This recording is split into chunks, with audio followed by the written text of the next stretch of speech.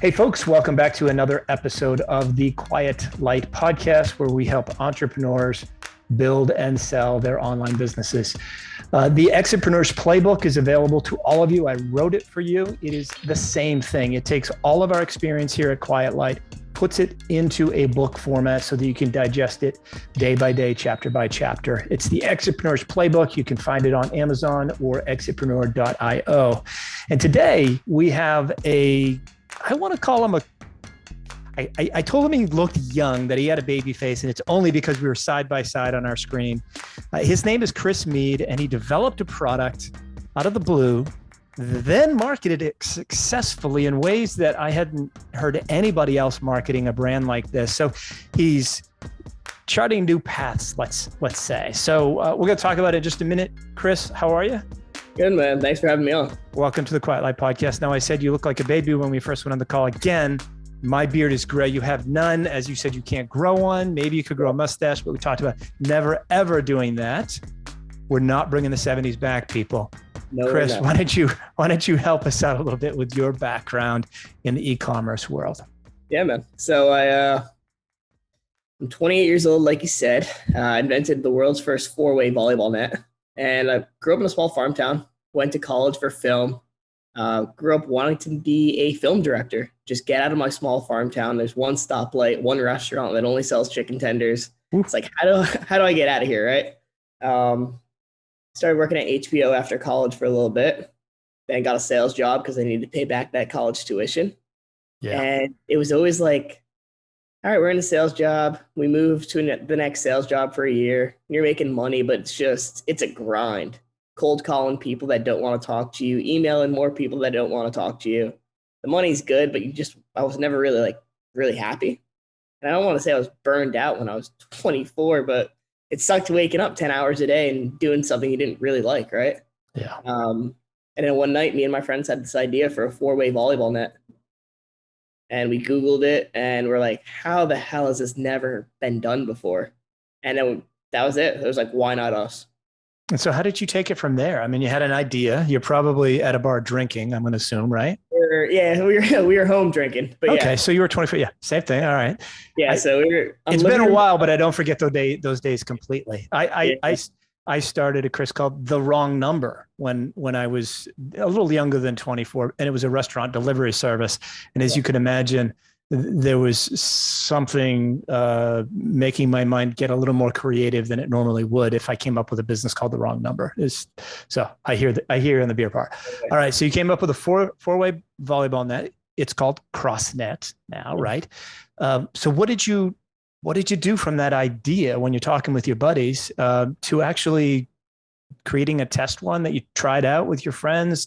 How did it go? Just give us a little bit more of that story. We had the idea like that night at like 3 a.m, went to bed. That's morning, by the way, just for those that are, you're okay. I'll stop interrupting. Go ahead. Had the idea at like 3 a.m, woke up the next day and went straight to Walmart. We got 2 badminton nets. We literally texted our friends and said, yo, show up at 2:00. Like, we have something for you. Okay. We cut out the center of the badminton net. We rigged them up together. One side was attached to like my mom's shed and the other was like her garden.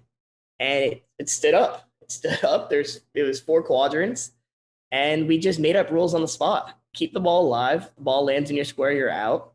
And whoever serves the ball gets a point if they stay alive. And then we're like, all right, how long do you play? And we're like, game to 11, win by 2 sounds good because we're basketball players. Yeah. And that was it. That was the proof of concept. That was the gameplay rules. And we looked at each other after like 3 or 4 hours. Nobody had checked their phone. Nobody was texting their girlfriends. We were just having fun. And we're like, all right, that's the only proof of concept we'll ever need. Like, this game's dope. Everyone in America would play it. We have a great time. Let's go make it. And you did it just like that. Okay. So let's fast forward to today. Yep. We're recording in August of 2021. What do you expect your total revenues to be in 2021? This year, we're shooting for a little bit over 15 mil. 15 million, from drinking with your friends at 3 a.m. to $15 million 4 years later. Is that about right? Yeah, that's about right. All right. Let's talk about the journey on how you did that. Let's talk about the prototype. You did that in your backyard. Let's not talk about that. How did you get to the next level in terms of creating a product that could be shipped to you or to your fulfillment center? So the next stage was, how do we find a manufacturer, right? We're small farm town kids. We'd have no idea. We know how to make a prototype. We don't know how to actually build the end product. So we started messaging suppliers on AliExpress, Alibaba, looking in the volleyball space. Hey, we have this great idea. We don't really want to overshare because we might wake up tomorrow and you're selling our product on the internet before we could even market it. We found like 1 or 2 suppliers that we really trusted. And then it came down to the negotiation stage. We pulled out all the money we had in our bank account, which was like 15 grand across all 3 of us. I pulled out my 401k and we're literally like, hey, we have 15 grand. Take my money and ship me 100 nets. If not, like, we're going to have to find somebody else. So we found somebody to ship us 100, and they were pretty good. They weren't perfect by any means, but they were what we asked for. That was enough to launch CrossNetGame.com back in 2017. That was like late in September. Sales were terrible. But what we did was we left our apartments and our houses in Connecticut, and we moved to Miami. All 3 of us, the founders, we all moved to a 1-bedroom in Miami, and we'd go to the beach every single day, and we'd play our game. And in the beginning, people would be like, what the hell is this alien looking thing? And by the end of the day, we'd have 70 people on the net playing. We'd sell it to somebody, and they would go then take it home and start playing in their town. So then we'd start getting sales from their town, and it just became a snowball effect. You get out there and demonstrated the product. That's absolutely brilliant. Now, for people that are listening, they're probably doing the math on $15,000 and 100 units. That's $150 cost of goods sold. How much were you able to sell it for? Were you just breaking even on the front end, or were you making some money? Yeah, at that point, we were just pretty much looking to break even. It was with the logistics. I mean, now we fill up 40-foot containers. Back then, we were air shipping. We had no idea what the hell we were even doing. Yeah. But yeah, we were just trying to get the product out there, get some content, because we had no content. It was us in our backyard on a rigged up badminton net. So it was just get it out there right now, and we'll try to make some money on the beach. But yeah, we kind of broke even, then took the money, got our cost of goods down, and then we were able to buy like 250. Did you have day jobs during this whole time, or did you literally play outside all day on the beach? Yeah. So I had a day job. I worked at Uber Eats, actually. So I helped launch it in Boston and Rhode Island on the sales side. Oh, so okay. I went to Uber and I said, hey guys, I'm moving to Miami. And they said, will you work remote? I was like, yeah, I will work remote in Miami on the beach. Yeah. I worked remote for 6 months, like selling restaurants during the day or night, or answering emails. And then I'd hit the beach and sell CrossNet. Beautiful. So you're double timing, working at least full time, running your business at least full time as well. Exactly. Yeah. So we did that for close to like 8 months, and we just started seeing traction, right? It was 100 website visitors to 150, conversion rate going up from, let's say, 2% to 3%. Like, we just saw positive progress. It wasn't anything close to like paying ourselves. It took 18 months till we paid ourselves a single dollar. And it's harder when you have 3 partners compared to just doing it yourself. Everyone has to eat, and everyone has to eat equally to some extent. So exactly. Yeah. Did you ever raise any money to get capital for inventory or anything like that? We are 100% self-funded, no debt on the business, no investors, no cap table, just 3 founders. And where are you selling? Right now, we're sold in 3,500 plus stores: Walmart, Dick's, Dillard's, Academy Sports, Shields, Toys R Us, Canada Tire. List goes on and on. Now, let me just clarify. The other 2 partners don't have online retail experience or brick and mortar retail experience as well. Nobody's been in this world before. You guys all just figured it out. Not a single person has experience. My one partner is an engineer, so that was very helpful. He built the blueprint and kind of helped build the whole product. And then he's the one who works with China to import. And then my brother just had social media experience, knew how to like blow stuff up online. But besides that, I was the only one that had the sales experience. This is stunning that you've actually done that, to be honest with you, the 3,500 stores. Is most of your revenue through the stores, or is it through online sales at CrossNet.com? Game.net.com. CrossNetGame.com. Sorry. Get the whole thing out there. Yep, Sorry. exactly. Now, CrossNet.com was taken. It's a Baptist church. We're still trying to buy it. Okay. But no, so we try to keep the revenue balanced because you want to own the customer. Like that the whole saying is true. You do want to own the customer. We want to upsell them. We want them to come to our tournaments. So we try to find a balance. I'd say right now, retail is probably 70-30 to our e-commerce and Amazon business. And it goes in flows, right? Like during the summer, we'll still get tons of e-commerce traffic. Black Friday will be huge for us, but the wholesale checks are just super consistent. And as a marketer, my job has been, let's start getting people into the store rather than just on our website. And it's been a learning curve, to be honest. How do I get somebody to go into one exact location and pull across it off that shelf? It's tough. How do you do it? We do right now. We're experimenting. We've been doing out of home commercials. We've been doing out of home. So whether it's commercials, connected TV, billboards, podcast segments, like paying for advertisement on that.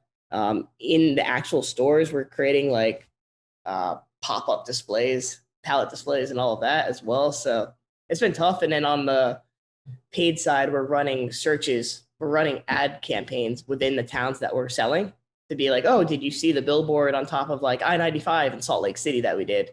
So we're just trying to get them to make as many impressions as possible because it's a $150 product, right? Like it's not an impulse buy like a pack of gum. You need to see it a few times. So getting those impressions are super important and getting them for as affordable as possible. Let's talk about the numbers again. It's a $150 product. What did you end up getting your COGS down to? Ballpark. COGS are roughly $30. There you go. Brilliant. 5 times. I like it. Okay, good. People were listening or wondering that themselves. So I figured I'd get it answered. Let's talk about, I want to jump to podcasts at one point because I think you're doing something quite unique in terms of the marketing of the product and brand. But I'm curious about staffing. It was you and 2 partners. What do you have on staff now with employees and contractors for a company that's going to do 15 million in revenue? Yeah, right now we have 25 full-time employees. 25 full-time employees. Yep. And the majority of that are marketers and fulfillment people. Because in our situation, we run our own warehouse. Okay. So we don't use a 3PL. So we have a lot of headcount when it comes to packing the orders, shipping them, doing it correctly. There's nothing worse than getting a chargeback for 50 grand because the label was on the left side of the box instead of the right side. So it would be great to avoid all of that headache and use the 3PL, but every 3PL that we've ever tried to work with has quoted us over 5x what we pay like in-house. So that's why we have the headcount we do. Understood. I've got a good friend that does it on his own as well. Yeah. Did you, I assume, well, let me ask, where are they? Because you're currently in San Diego, you're going back to Miami. Where's the warehouse? The warehouse is in Escondido, California. And why Escondido? So we were shipping out of Connecticut, where we're from. And then last year when COVID hit, we were over 35,000 units back ordered. It just became so popular. We couldn't get inventory. Wow. And as a result, we had 2 options: keep it in Connecticut and wait for the really long shipping time that it takes to get to Connecticut, or we ship it to Escondido, save $2,000 a container, and we cut down our lead time by 20 days. It was a no-brainer when we were 30,000 units back ordered. Yeah, for sure. So, packed up shop, moved out of Connecticut, bought like a 6,000 square feet warehouse right now. It's nothing too crazy, and had all the stuff there, and it just everything got routed super quick. So is one of the partners in charge of the warehouse? Yeah, he oversees it. Okay. All right, let's talk. So you got about 25 people on staff, which is just crazy. The marketing technique that you and I talked about and the way that we got introduced is you've done something I haven't heard anybody else do. And I've been doing this for a long time. Okay. Mm-hmm. I've sold about 100 million in total transactions myself. My team's done another $500 million, and that's going to double pretty quickly. We've got somebody that's working on a listing that's $350 million. What are you doing in terms of podcasting? Go ahead and explain it. But normally people podcast to promote their service or their agency or their company. Mm. You're podcasting just to talk about CROSSNET games, right? Yeah, it's a product. I mean, it's a product and it's also a sport. I'm trying to make as much money as quick as possible, but I'm also trying to create a sport that your kids will play, my kids will play, and my kids' kids will play. And in order to do that, I need to get impressions everywhere. Doesn't matter what type of podcast it's on. people like sports. I love basketball. I love hockey. I'll listen to it. I'll give it 15 seconds, and hell, I might give it 2 hours, depending on how interesting the topic is. So I'm working to build a global sport right now. The Olympics are 100% in sight. We just had it airing on ESPN. We had a 30-minute segment on ESPN last week that showcased CROSSNET. So Wow. we're in over 10,000 schools, physical education programs everywhere. I'm looking to build a sport, and that doesn't stop on podcasts, and it certainly doesn't start on podcasts. But it's been a good avenue to get your name out there, especially when you come from a farm town and you don't know anybody. You don't know any celebrities. You don't know anybody with big pockets. You need to get your name out there. On the 10,000 schools, have you donated CROSSNET games to them, or do they buy it? We've donated some CROSSNETs to it, but they're right now so every physical education teacher gets a catalog in the beginning of the year and quarterly, and right in that catalog is CROSSNET smack in the front and center. Oh, you're paying for advertising in the catalog?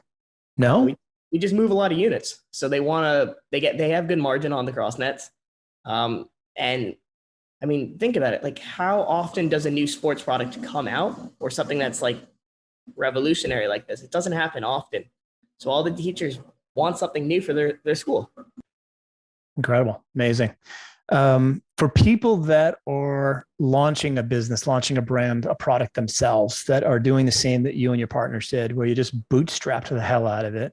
You worked full-time jobs and you grinded it out for a few years before it even took off and you could take some money out. What kind of advice do you have for somebody that's just at that stage where you were maybe after you got that first order, let's say? Yeah.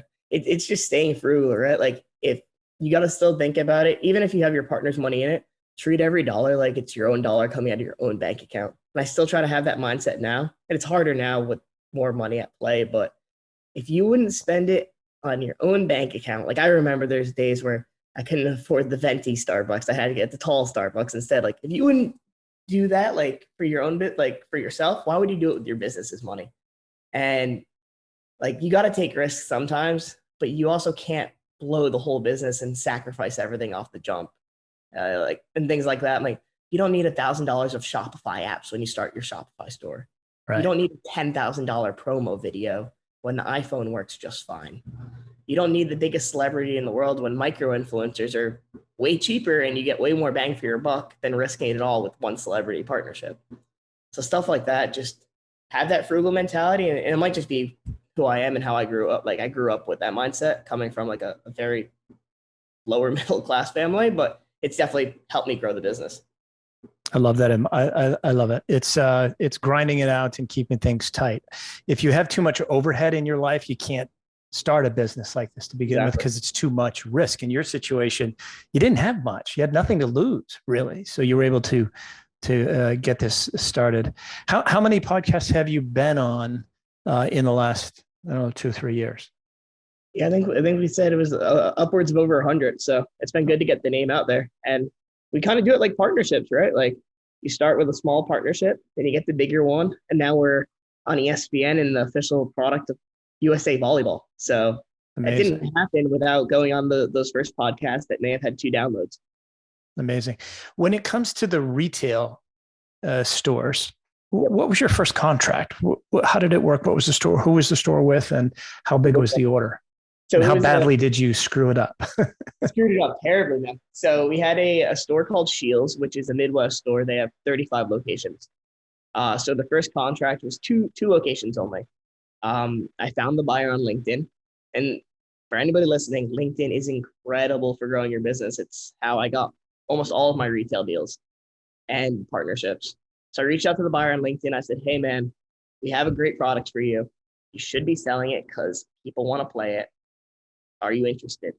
He said, sure, let me order 16, see what happens for 2 stores, 8 units per store. I don't hear back from him for 8 months. Assume the product flopped. I'm kind of too embarrassed to even send him an email to see what happened. Never heard anything of it. At the time, 16 units was a big order for us. Like, that was a couple, like, I don't know, $2,000 roughly. Yeah. Like, that was great. Everything we needed. Didn't hear back. Thought I blew the deal. Thought we'd never be in Shields again. I get an email one day. Chris, I don't know what the hell happened. They all sold out overnight. Can we go nationwide with 35 stores? I was like, of course you could go nationwide at 35 stores. And at that same time, we had our first viral video hit. We had no idea how it happened. I shipped the product out to Latvia to an Olympic volleyball player. Didn't even know who he was. And we woke up and there's 10 million views on the video, thousands of comments, and our store was just going off. And that was like the beginning of CROSSNET 2.0. Was like how did you fund that? I mean, when you've got 35 stores nationwide and they want even just 10 units a store, that's a lot of dough. How did you fund that and finance it? Yeah, it was. So we at that point, almost at that point, we had not paid ourselves still. So we were just investing in inventory. And at that point, we had a couple thousand units still like stockpiled, and we had the inventory. And very important that Shields is a very good partner and was only on net 30 terms. So we had already had the inventory. Sometimes they even pay us earlier if you bug them. So we were only out of the cash for 30 days. And it wasn't like it was moving that well on Shopify historically. So we had the inventory. We were taking that check all day long. Okay. So you put all your money in inventory, hoping that it would sell. Absolutely. We just kept doubling down. So sell 500, buy back 1,000. Sell 1,000, buy back 2,000. How long did it take before you and your partners were able to quit your day jobs? It took 12 months before we quit our day jobs. And I had stockpiled about 3 months of like living expenses. So we had a whiteboard. I always tell a story, but it's a good one. We had a whiteboard that said Chris, Greg, and Mike. It showed how much money we had in our bank account. And every day we deduct it until we hit zero. And like if we hit zero, that was when we were going to go back to our full-time job. And it never hit zero. Thankfully, you never want to do that, right? It got into the low hundreds, though. I'll tell you that. Could you imagine today actually getting a job? It would be nuts. I really, I couldn't. I don't think I'd be able to work for somebody else. Like back then, the biggest horror story I have is I got an email from my boss one day saying the back left of your shirt is untucked, Chris. Can you please tuck the shirt in? And then the other one was. Did you reply? Why are you looking at my ass? The other one was Chris. One of the senior partners saw you in the elevator at 5:01. This means you must have left your desk at 4:59. Yeah. I was like, get me out of this place. Yeah, for sure. All right. So you think CROSSNET Games, Olympic sport, 2028, what are we looking for? It'd be Summer Olympics. Yeah. What are we looking at? 2028 would be pretty damn good. We got a lot of time till then. 2028. I'm hoping sooner, but yeah, 2028 would be pretty good. It's really crazy to think about. We've done so much in 3 years, like clearly made a lot of money and spread it a lot. But sports take a long time, man. It's just like I want to do so much right now, and we've done so much already. But on the grand scheme of like thinking back to them shooting basketballs in wooden crates, like that takes a long time to develop, and we're doing pretty good. But yeah, 2028 would be great. Do you see yourself sticking around for that long time? Or do you think there's a point where you say, okay, all right, you're going to give me X, I'm out. I'm going to move on to my next adventure. Honestly, there's nothing I'd rather be doing right now. And there's nothing on the back of my mind that like, I need to be going to do this. Sure, I have other plans and things I want to do with my life eventually. But I'm 28. I wake up every day with my laptop, wherever I want to be, happy as hell. I have a great team. I have great friends. I do think there's going to be a point where we're going to need to bring on people even smarter than I am. I mean, hell, we have already, but like people from that sports world who can make it maybe more corporate-y, as terrible as that sounds, but needs that experience, So those people are definitely going to be coming soon. Yeah, we've got a client that he said it best, I think. He took the revenue of his business to 20 million. He said, I knew I could take it to 20. I knew I could handle that and do it. But I also knew that the business could do 100 million. I just knew I wasn't the guy for it. And so he sold the business, but kept equity. So he did what's called an equity roll. And he knows that his second exit with I think he kept maybe 15 or 20% in the equity roll. And his next exit is going to be 2, 3, 4, 5 times larger than the first. and he doesn't have to do the work. He's grinding it out every day. You don't feel like it's a grind right now. You wake up excited for the day. You can just work from your laptop and do it anywhere you want to, which is 100%. Brilliant and will last for quite some time, hopefully forever for you. Yeah, fingers crossed. But you can always do an equity role someday and still get that. You'll still have that upside when it does get to the Olympics. If you've still got some ownership in it, it could be bigger than anything you could ever do on your own. Which is, absolutely. If you said, as you said, you bring the right people in, they could be part of your team or outside your team, helping you grow it, or owning the majority and making you a minority, but earning more. Strangely enough, because they can take it to heights you can't. This is brilliant, man. We connected through Midco, and he's a podcast booking agent. If anybody wants his contact information, reach out to me. But what you've done here, Chris, is so damn impressive, so incredibly cool that I'm going to go out and get myself a CROSSNET game. I've got 2 teenage boys, and they already crush me in everything that we play together when it's sports. Even poker now, they crush me. So I'm going to get out there and I'm going to embarrass myself even more. But congratulations. This is quite the success story. I may want to have you back on in another year or two just to see where you're at, how close you are to, getting Olympians to play it or future Olympians to play it. I appreciate that so much. All right, man. Thanks for coming on. Thanks so much.